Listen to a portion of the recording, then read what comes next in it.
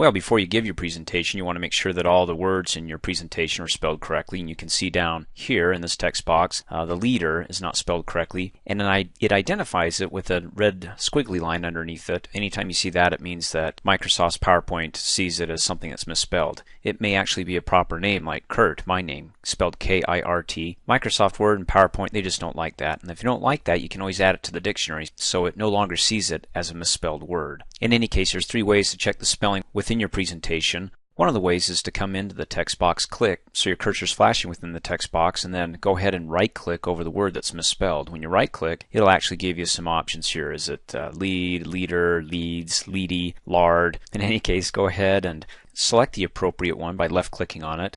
So if you only have a few misspelled words, and again, you can tell that they're misspelled if you have a red squiggly underline underneath it. So I can go to slide 2, and there's quite a few.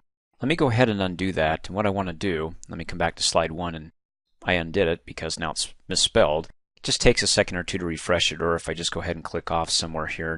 The other way that you can check for misspelled words throughout your presentation versus going through it slide by slide and right-clicking on each word, first click off in a blank area.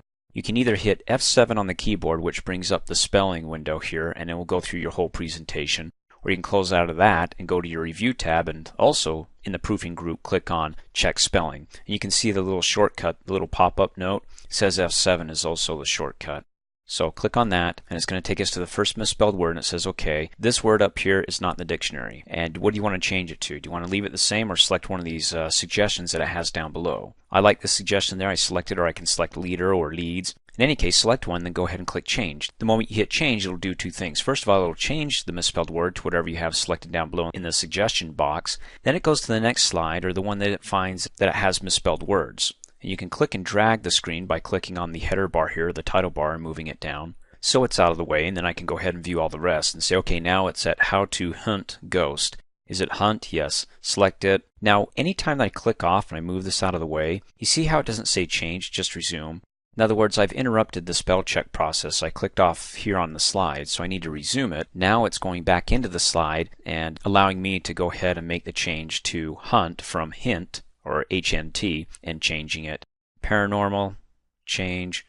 And then again, if this is actually a proper name, I know Ghost isn't, but like my name, Kurt, I can go ahead and click Add. It'll add it to the dictionary so it's no longer misspelled. Or you can say, look, go ahead and ignore all words that are like this just this time. Of course, when you open up the PowerPoint presentation again, they won't be ignored and they'll have the red squiggly lines. So you have a couple options. Change it, add it to the dictionary, or ignore it. I'm going to go ahead and make sure Ghost is selected here and click Change. And then it goes through the rest of the presentation, all the slides here, all the way down to slide 9.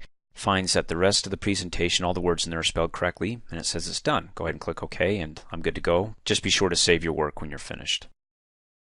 Thanks for watching. Hey, as a quick reminder, if you like my video, please give it a thumbs up. You can also click on me and subscribe to my channel, get notified of the latest videos, and for only $2 a month, you can have access to all my Microsoft Office training videos.